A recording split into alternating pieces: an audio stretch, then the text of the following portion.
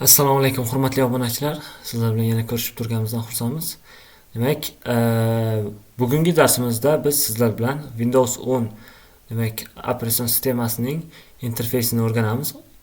Bu bo'yicha oldingi darslarimizda video tayyorlagandik va videoni ikki qism bo'lishi kerak edi. Ikkinchi qismini chiqara olishga ulgurmay qolgan edik.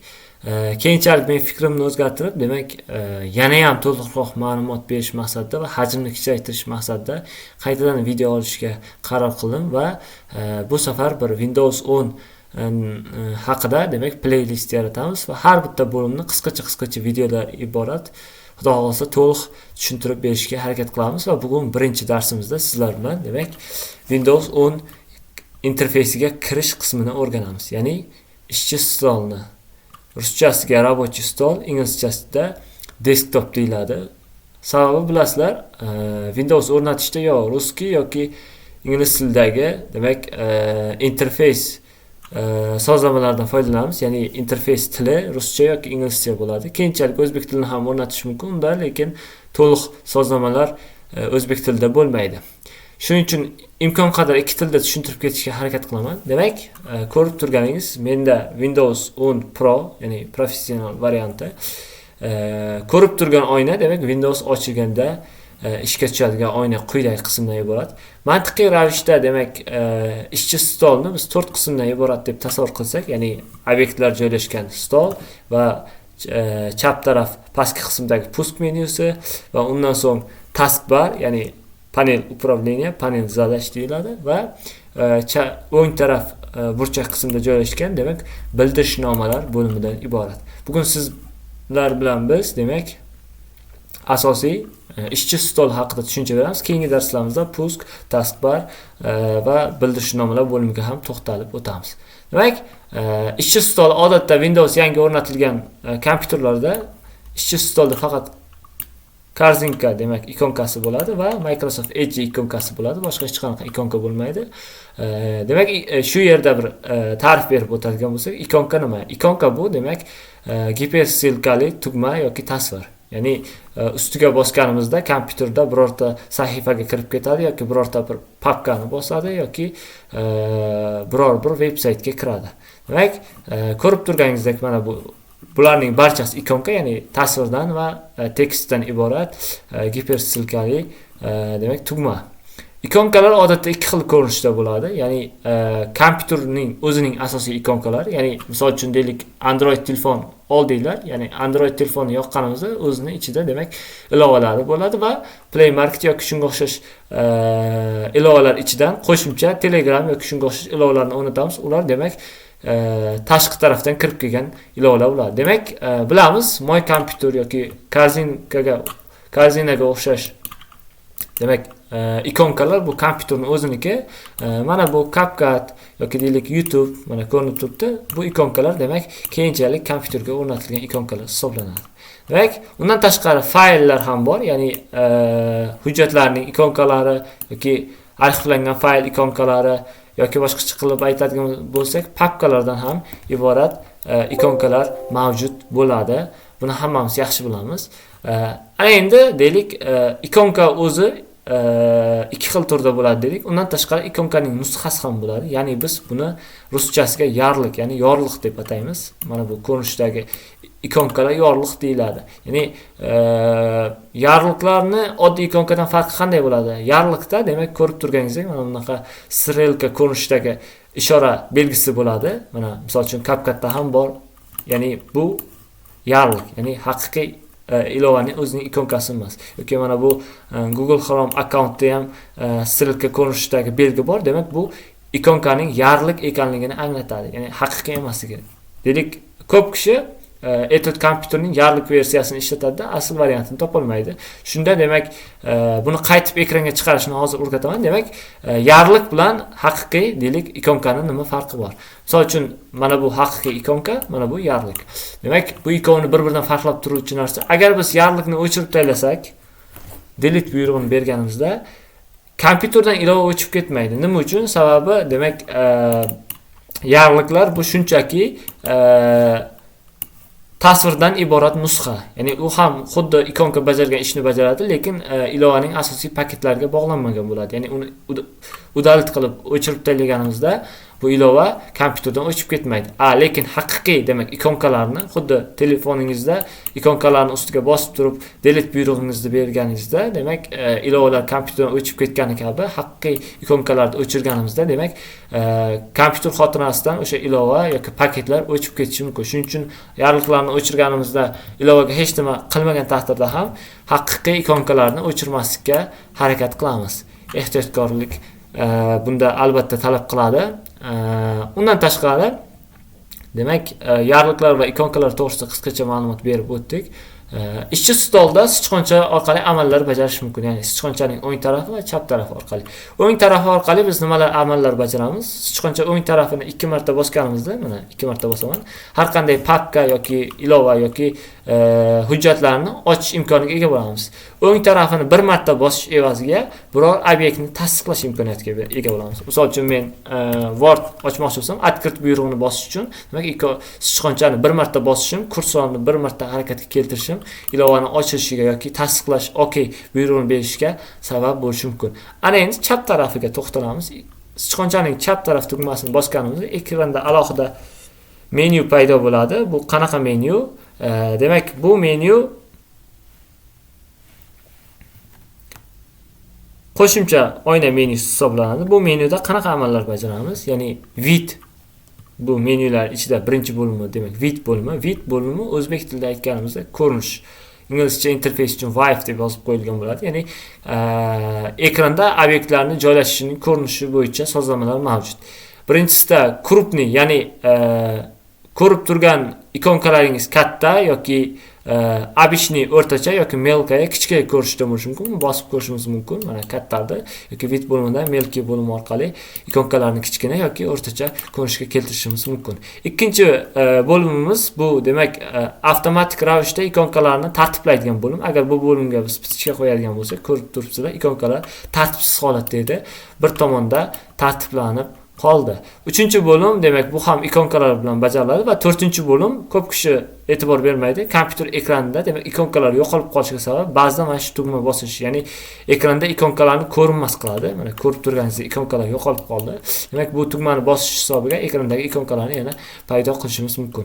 Va ikkinchi menyu bu sortirovka, ya'ni tartiblash bo'limi. Ya'ni ekranda joylashgan papka ilovalarni nomiga, hajmiga yoki tip elementi turiga va ishlab chiqilgan kuniga, sanasiga nisbatan tartiblash imkoniga egamiz. Uchinchi bo'lim bu obnovit, ya'ni refresh tugmasi. Ekranni odatda qotib qolganda yoki ilovalar ko'rinmay qolganda obnovit funksiyasi orqali, demak, ekranni yangilab turamiz. Va keyingi funksiya bu выставить funksiyasi, ya'ni выставить hamma biladi. Bilmaganlar uchun, demak, obyektdan nusxa olinganda, demak, uni kerakli joyga o'rnatish uchun biz выставить funksiyasidan foydalanamiz. Bu qanday ishlaydi? Deylik, men etat kompyuterga kiraman va diskdan ixtiyoriy bitta papkadan nusxa olaman. Misol uchun mana shundan Ctrl S buyrug'i bilan nusxa olaman va рабочий stolga kelganimda выставить buyrug'ini bersam, o'sha papkani kompyuter menga ko'chirib olib keladi. Mana ko'rib turibsizlar, ko'chirib olib keldi. Mana Epic Pen. Ctrl Z buyrug'ini bossak, amaliyot orqaga qaytadi. Xo'sh, keyingi bo'lim выставить yorliq. Bu ham, demak, yorliqdan nusxa olinganini kerakli joyga belgilab qo'yadi va вернуть копирование, ya'ni Ctrl Y tugmasi nusxani oldingi joyga qaytarish uchun ishlatiladi. Keyingi bo'lim sinxronizatsiya bo'limi, общий папок, ya'ni bu qanaqa bo'lim? Windowsda yoki Androidlarda, deylik, sinxronizatsiya funksiyasi bor. Buni bilamiz, ya'ni ma'lumotlarni bir qurilmadan boshqa qurilmaga ulash. Xuddi shunday, demak, Google Cloud yoki shunga o'xshash maxsus joylardan papkalarni, demak, kompyuteringizning ekraniga sinxron qilish uchun, ya'ni uzatish uchun foydalanadigan bo'lim. Odatda bundan ko'p kishi foydalanmaydi. Va keyingi bo'lim bu sozlat, yaratish bo'limi. Inglizcha interfeyslar uchun new deb yozilgan. Ya'ni bu yerda biz papka, yorliq yoki ma'lumotlar hujjatlar yaratish uchun ishlatiladigan Office paketlarga tegishli Microsoft Access, Microsoft Publisher, Excel, Word, PowerPoint kabi dasturlardan bironta demak papka yaratib olishimiz mumkin.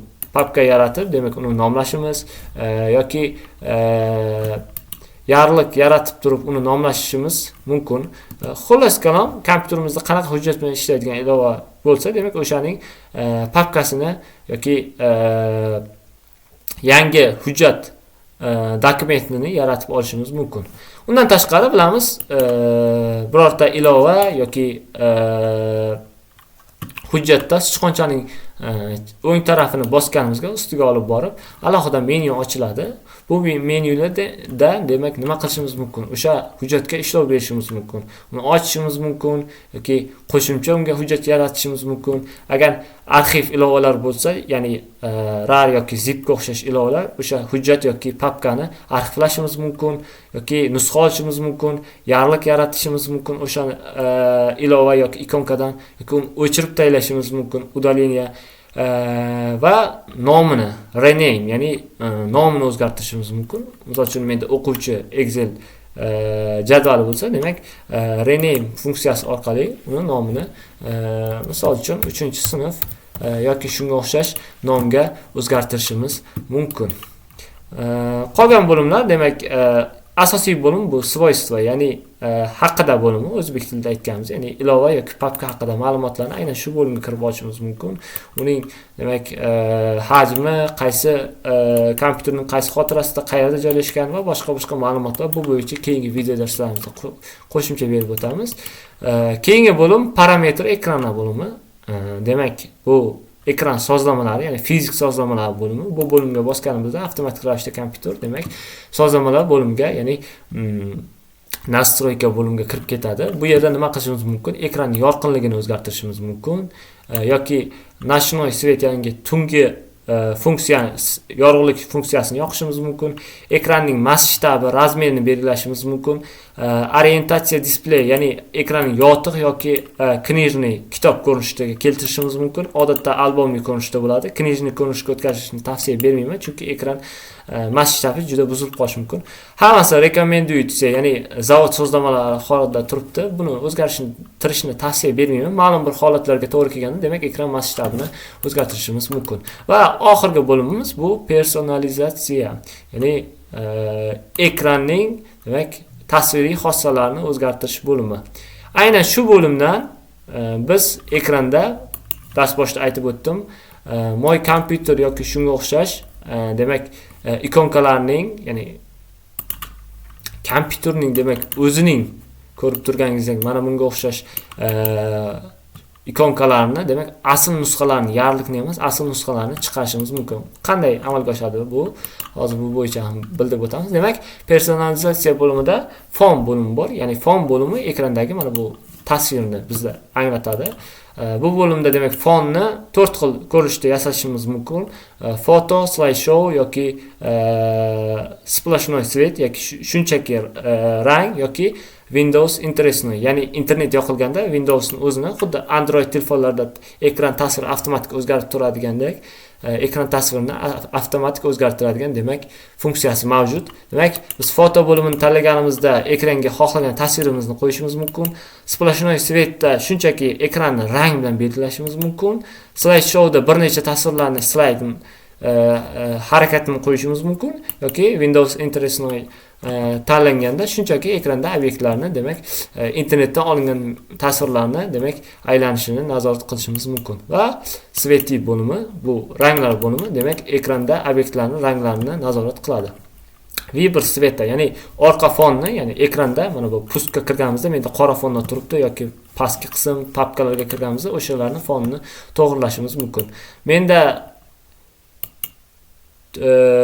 zavod sozlamalari turibdi. Siz agar temniy bo'limga o'tsangiz yoki rangli bo'limga o'tsangiz, demak obyektlarning foni, demak orqa qismidagi ranglari o'zgarishi mumkin. Bu kimning xohishiga qarab qanaqa tartibda bo'lishini o'zlaring belgilashlari mumkin. Undan tashqari Выберите rejim Windows по умолчанию, ya'ni Windowsning ekran rejimi yo qorada yoki rangli bo'lishi tanlash huquqiga egasiz. menda qorada turibdi. Va undan tashqari Vibrate rejim приложение, ya'ni ilovalarga kirganda ilovalarning orqa tarafidagi fonini ham belgilashimiz mumkin. Men buni svetli qilganman, ya'ni oq rangda yoki rangli ko'rinishda bo'ladi. Va undan tashqari ekranda obyektlarning tasvirlarini, rangini, fon ranglarini tanlash huquqiga egamiz. Buni ham demak ko'rib turganingizdek ko'rishingiz mumkin. Demak, mana bu pitichkani qo'yishimiz bilan demak mana bu bo'limda bu menu, pusk va panel zadash. Demak, pusk va panel zadashning ham ranglarini o'zgartirishimiz yoki qadalgan oynalar granitsasining demak oqim oynasini ham demak rangini aynan shu bo'limdan o'zgartirishimiz mumkin. Va 3-bo'lim ekran blokirovka, ya'ni qulflangan holatdagi ekran. Odatda menda ham xuddi boyagi bo'lim kabi Windows qiziqishlari rasm yoki slash show bo'ladi. Ya'ni ekraningiz qulflanib qolganda, kod qo'yganingizda special rejim yoki shunga o'xshash uyqu rejimiga tushib ekran qulflanib qolganda, demak ekranda qanaqa ta'sir bo'lishini belgilashingiz mumkin. O'zingizda shaxsiy foto bo'lsa, fotoni tanlab turib rasmlar qo'yishimiz yoki Windows qiziqishlari bo'limi orqali avtomatik almashlanadigan yoki doimiy rejimga qo'yib qo'yilgan rasmdan foydalanishingiz mumkin. Va temi bo'limi, aynan shu bo'limda biz ekrandagi ikonkalarni to'g'rilashimiz mumkin. Ya'ni o'ng taraf burchakda joylashgan parametri рабочий значком рабочий stol, ya'ni ekranda joylashgan demak ikonkalarning joylashuvi. Menda faqat My Computer va Cortinaga ruxsat berganman. Siz xohlasangiz My File yoki Set buyruqlarini ham demak yoqib chiqib OK buyrug'ini bossangiz, misol uchun demak My File buyrug'ini bosdim va OK buyrug'ini bossam, mana My File demak ekranda yaratildi. Xuddi shunaqa demak kompyuterning o'zining bemalol ikonkalarini demak aynan shu bo'lim orqali biz asl variantini demak yaratib olishimiz mumkin. Va temi bo'limida ham xuddi shunday ekranda fon o'zgartirishlar qilinadi va shrifti bo'limi, ya'ni shrifti bo'limi bu ekranda yoziladigan tekstning demak shriftini, ya'ni yozilish strukturasi turlari bo'yicha qo'llaniladigan bo'lim, ya'ni ilovalarning pastki qismida yoki buyruqlarda qo'llanilgan. Menda zavod sozlamalarida turibdi. Buni xohishingizga ko'ra o'zgartirishingiz mumkin. Va pusk bo'limi, demak mana bu pusk bo'limida obyektlarning joylashuvi, qanaqa tartibda pusk ishlashi bo'yicha so'rovnomalar bor. Demak, показать список предложений в меню pusk, ya'ni puskdagi ilovalarning demak spiskasini demak ko'rsatish funksiyasi yoniq yoki показать больше плиток в меню pusk. Bundan tashqari qo'shimcha bo'limlarni ham pusk menyusiga qo'shish funksiyasi, shunga o'xshash funksiyalar mavjud. Bularni bemalol o'zingiz xohishingizga qarab o'chirib yoki yoqib qo'yishlaringiz mumkin. Va panel zadash. Panel zadash bu mana bu pastki qismda joylashgan oyna hisoblanadi. Ya'ni demak mana shu qora lentacha, demak o'sha qora lentani ham sozlamalari bor. Demak zakropit panel zadash yoki kimlardadir agar e'tibor bersangiz, misol uchun menda unday emas. Mana bu panel zadash avtomatik ravishda tepaga tushib yoki pastga kirib harakatlanib turadi. Ya'ni sichqonchani kursor olib kelinganda tepaga chiqadi, boshqa holatda pastga tushib turadi. Ya'ni foydalanuvchiga xalaqit bermaslik uchun demak aynan shu sozlamalar ham mana shu tugmalar orqali amalga oshiriladi. Положение panel zadash na ekrana menda внизу, ya'ni past qismda turibdi yoki buni yuqori qismga, ko'rib turganingiz yuqori qismga ko'chdi yoki yon taraflardan biriga ko'chirish imkoni mavjud. Odatda zavod sozlamalarida demak pastga turadi. Групповой кнопки на panel zadash, ya'ni ko'rib turganingizdek bu bo'lim nima qiladi? Bu bo'limda demak mana bu joylashgan ikonkalarni demak ochgan ilovamizning ikonkasi aynan panel zadashda paydo bo'ladi. O'sha ikonkani shunchaki tasvirni chiqish yoki yozuvi bilan, предложение nomi bilan tasvirni chiqish yoki umuman ko'rinmas qilib qo'yish funksiyalari aynan shu yer orqali amalga oshiriladi. Undan tashqari boshqa funksiyalar ham mavjud. Ularni bemalol o'zingiz o'qib kerakli bo'limlarni yoqib olishingiz mumkin. Menimcha birinchi darsimiz nihoyasiga yetdi. Ya'ni biz nimani o'rgandik? Ishchi stoli, ya'ni рабочий stolni, sichqonchaning ikki taraf tugmasini bosish evaziga harakatlanuvchi menyularni va parametr ekrani personalizatsiya bo'limlarini qisqacha tanishib o'tdik. E'tiboringiz uchun rahmat. Sizlardan faqat like va podpiskalar talab qilinadi va bizdan esa nasib qilsa bundanda yaxshiroq ma'lumotlar sizlarga berib o'tamiz.